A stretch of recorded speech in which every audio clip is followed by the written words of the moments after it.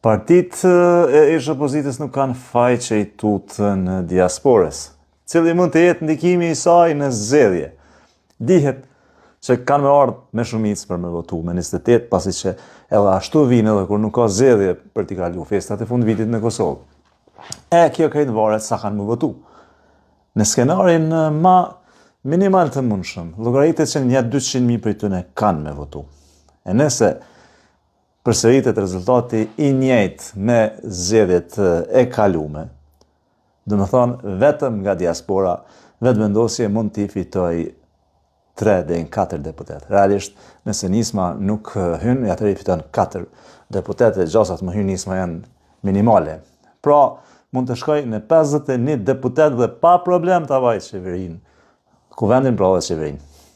Ka marrë 57% e votës i diasporës, kur realisht LDK-ja doli jo natyrshëm me numër 25% e votave, dukshëm mbi votat vendore këtu brenda. Ky rezultat është minimali. Nëse AK-ja nuk e kalon pragun, atëherë me rezultat, por me këto 200.000 votat e diasporës që do të shpërndahen normal në 57 të VV-ja e pjesa tjetër të tjerat, atëherë VV-ja do të shkonte në 53 dhe në 54 deputet.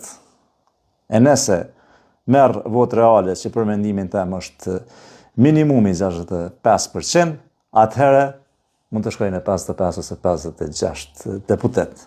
Pra, kanë arsye t'i friksohen diasporës, ajo është trupe jona, është pjesë e trungut tonë, jetojnë jashtë, mirë po kanë këtu pasuni, kontribuojnë fuqishëm, kanë familjet e tyre e kështu me radhë dhe kanë të drejtën e vizitime të vinë të votojnë edhe të kënaqen. Po, kanë arsye më friksu, mirë po kanë të drejtë vote. Faleminderit.